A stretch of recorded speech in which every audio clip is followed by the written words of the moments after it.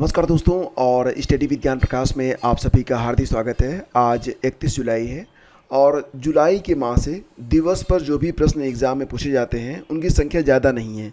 हालांकि अगर आप याद करेंगे तो बहुत सारे दिवस हैं, लेकिन इसमें से कुछ दिवस बहुत ही इम्पोर्टेंट हैं जो कि अक्सर पूछे जाते हैं। इसमें सबसे इम्पोर्टेंट याद रखिएगा अंतर्राष्ट्रीय बाघ दिवस के बारे में, जो कि प्रतिवर्ष 29 जुलाई को होता है। इसके अलावा अंतर्राष्ट्रीय प्लास्टिक बैग मुक्त दिवस ये 3 जुलाई को, विश्व जनसंख्या दिवस 11 जुलाई को, विश्व युवा कौशल दिवस 15 जुलाई को, अंतर्राष्ट्रीय शतरंज दिवस ये 20 जुलाई को, राष्ट्रीय प्रसारण दिवस ये 23 जुलाई को और कारगिल विजय दिवस ये 26 जुलाई को होता है। तो यही वो इम्पोर्टेंट डेज हैं जो कि अक्सर परीक्षाओं में जुलाई माह से पूछे जाते हैं। देखो, अगला क्वेश्चन काफ़ी इंपॉर्टेंट है। हाल ही में आई रिपोर्ट के अनुसार भारत में पिछले 5 सालों में लास्ट 5 ईयर में कितने बाघों की मृत्यु हुई है। तो कुल मिला के ये जो आंकड़ा है ये 628 का है, 628 का। देखो फ्रेंड्स, भारत में जो प्रोजेक्ट टाइगर है इसकी शुरुआत हुई थी 1973 में। ये प्रश्न भी एग्ज़ाम में कई बार स्टैटिक के अंतर्गत पूछा गया है। अगला क्वेश्चन है, अल्ट्राटेक ने इंडिया सीमेंट में कितने प्रतिशत हिस्सेदारी खरीद ली है।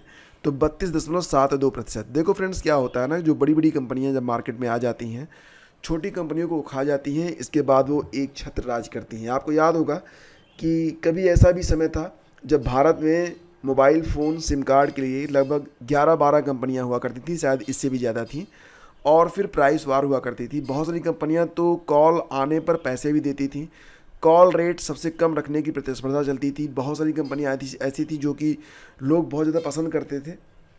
एयरसेल वगैरह तो बहुत सारा मतलब इनके पास प्लान था और बहुत लोकप्रिय था इनका प्लान। लेकिन फिर अंततः हुआ क्या, एक बड़ी मछली मार्केट में आती है और वो सबको निगल गई। अब मार्केट में कुछ बचा ही नहीं है। यानी कि पहले तो एकदम फ्री में सबको दो और फिर सारी जो छोटी छोटी कंपनियां हैं उसको खा जाओ और फिर अपना मर्जी चलाओ, जो मर्जी आए वो चलाओ। अब फ़िलहाल तो किसी ने सोचा नहीं था कि फ्री डेटा और फ्री कॉलिंग देने वाली जो जियो है वो अपने डेटा और कॉलिंग में इतनी ज़बरदस्त बढ़ोतरी करेगी। तो यही हो रहा है सीमेंट इंडस्ट्री के साथ भी। अल्ट्राटेक ने इंडिया सीमेंट को अब ग्रैब कर लिया है और आगे कुछ दिनों के बाद आप देखेंगे कि भारत में मात्र कुछ बड़ी कंपनियां ही बचेंगी और फिर जनता से जो चाहेंगे वो वसूलेंगे। हाल ही में विश्व शिक्षा सम्मेलन हुआ था, तो इसको नाम दिया गया है विश्व शिक्षा सम्मेलन 2024। तो इसमें tech leaders forum of India का शुभारंभ किया गया था। कहाँ पर ये हुआ था, तो ये दुबई में हुआ था। निकोलस मदुरो, ये नाम याद रखना बहुत ही इम्पॉर्टेंट है क्योंकि ये उस देश के फिर से राष्ट्रपति चुने गए हैं जिस देश में महंगाई दुनिया में सबसे चरम पर है। अगर आप देखेंगे तो वेनेजुएला आप जाइए कभी, वहाँ पर मतलब स्थिति ये बनती है कि वहाँ का जो पैसा होता है उसके हिसाब से लगभग 10 लाख रुपए में आपको शायद 1 किलो आटा भी ना मिले। तो इतनी महंगाई है फिलहाल वेनेजुएला में, और निकोलस मदुरो उसके फिर से राष्ट्रपति चुने गए हैं। तो नाम याद रखना। बाकी आप यूट्यूब पर सर्च कर सकते हैं वेनेजुएला की महंगाई लिखकर, आपको बहुत सारे वीडियोज़ मिल जाएंगे। भारत को किस देश के मोगला पोर्ट टर्मिनल को परिचालन के अधिकार प्राप्त हुए हैं।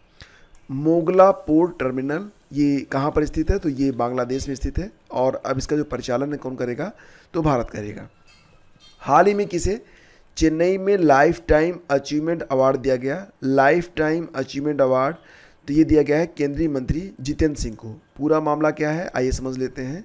देश विदेश के प्रमुख चिकित्सा हस्तियों, पेशेवरों और चिकित्सकों के अंतर्राष्ट्रीय सम्मेलन के अवसर पर आयोजित एक भव्य समारोह में केंद्रीय मंत्री डॉक्टर जितेंद्र सिंह को मधुमेह विज्ञान, मधुमेह देखभाल और मधुमेह अनुसंधान के विकास के प्रति उनके अनुकरणीय समर्पण के लिए प्रतिष्ठित लाइफ टाइम अचीवमेंट अवार्ड से सम्मानित किया गया है। यानी कि जो जितेंद्र सिंह जी हैं ये डायबिटीज़ के प्रति काफ़ी जागरूक हैं और इन्होंने कई सारे शोध भी किए हुए हैं जिनके लिए इनको लाइफ टाइम अचीवमेंट अवार्ड प्रदान किया गया है।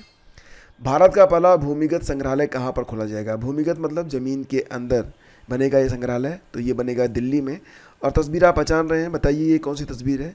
जी हाँ दोस्तों, ये हुमायूं का मकबरा है। दिल्ली के निज़ामुद्दीन इलाके में स्थित 16वीं सदी का हुमायूं का मकबरा दिल्ली में 3 यूनेस्को विश्व धरोहर स्थलों। दिल्ली के जो 3 यूनेस्को विश्व धरोहर स्थल हैं कौन कौन से हैं, एक तो आपका लाल किला हो गया, दूसरा कुतुब मीनार हो गया और तीसरा यही है आपका हुमायूं का मकबरा। तो इस संग्रहालय का डिज़ाइन मध्ययुगीन बावली या परंपरागत पानी के टैंक से प्रेरित है। Aga Khan trust for culture Aga Khan trust for culture ने भारतीय पुरातत्व सर्वेक्षण की ओर से संग्रहालय का निर्माण किया है। हाल ही में ब्रेकिंग रॉक्स एंड बैरियर नामक एक किताब है, उसको किसने जारी किया है? तो जारी किया गया है सुधीश सेन गुप्ता के द्वारा। किस देश ने भगवान राम और बुद्ध का चित्र लगाकर डाक टिकट जारी किया है? तो लाओस ने। लाओस की राजधानी है वियंतियाने, और आपको पता ही है कि वर्तमान समय में हमारे जो विदेश मंत्री हैं एस जयशंकर जी, वो लाओस की यात्रा पर हैं, और इस दौरान भारत को सम्मान देने के लिए लाओस ने भगवान राम पर और भगवान गौतम बुद्ध पर डाक टिकट जारी किए हैं। तो ये बहुत बड़ी उपलब्धि है, क्योंकि ऐसा डाक टिकट अभी तक दुनिया के किसी दूसरे देश ने इन दोनों गॉडेस पर, इन दोनों देवताओं पर, दोनों भगवान पर जारी नहीं किया था। तो प्रधानमंत्री कौन है वियंतियाने लाओस के? तो सोनेक्स सिडाफोन है। वर्तमान में राष्ट्रपति कौन है? थोंगलुन सिसोउलिथ है। सबसे ज़्यादा चुना जाने वाला घरेलू एफएमसीजी ब्रांड कौन सा बन गया है? तो पार्ले। पार्ले के जो ब्रांड होते हैं वो भारत में बहुत ज़्यादा लोकप्रिय हैं। अभी भी पार्ले के बिस्कुट 2 रुपये में आते हैं। आपको बड़ा आश्चर्य होगा कि कोई भी व्यक्ति अगर जेब में 2 रुपये रखा है तो आसानी से पार्ले बिस्कुट खरीद कर खाकर पानी पी सकता है। ये बहुत बड़ी बात है। मतलब इस दुनिया में जहाँ पर पानी भी आपको 15 रुपये बोतल मिलता है, अगर पानी पीने के लिए आपको प्यास लगी है तो आप 2 रुपये का बिस्कुट लीजिए, और फिर देखो क्या होता है ना, कि मुझे लगता है कि जो नल का पानी होता है वो ज़्यादा बेटर होता है, सस्ता भी होता है। अगर वो सही है स्वाद में तो आप उसको पी सकते हैं, उसे कोई नुकसान होने वाला नहीं है। बाकी सब चीज़ें तो भाई हमारे दिमाग में है। हाल ही में टेस्ट क्रिकेट में 12,000 से अधिक रन बनाने वाले 7वें बल्लेबाज कौन बन गए हैं? तो टेस्ट क्रिकेट में 12,000 से अधिक रन बनाने वाले 7वें बल्लेबाज बन गए हैं जो रूट। ये कहाँ से हैं? तो ये इंग्लैंड से हैं। और अब आज का प्रश्न होगा कि स्थानीय समुदाय की मदद से जैव विविधता दर्ज करने वाला पहला राज्य कौन सा है? तो ये आपके ऑप्शन में है, इसका उत्तर आपको बताना है। नीचे कमेंट बॉक्स ओपन है। पीडीएफ के लिए आप लोग डिस्क्रिप्शन चेक कर सकते हैं, या फिर कमेंट कीजिए कि आपको जो पीडीएफ है वो किस प्रकार से मिलनी चाहिए, मतलब टेलीग्राम चैनल पर इसका लिंक दे दिया जाए या फिर किस प्रकार से। Thank you so much. Video अच्छा लगा है तो लाइक और शेयर कर दीजिएगा। धन्यवाद।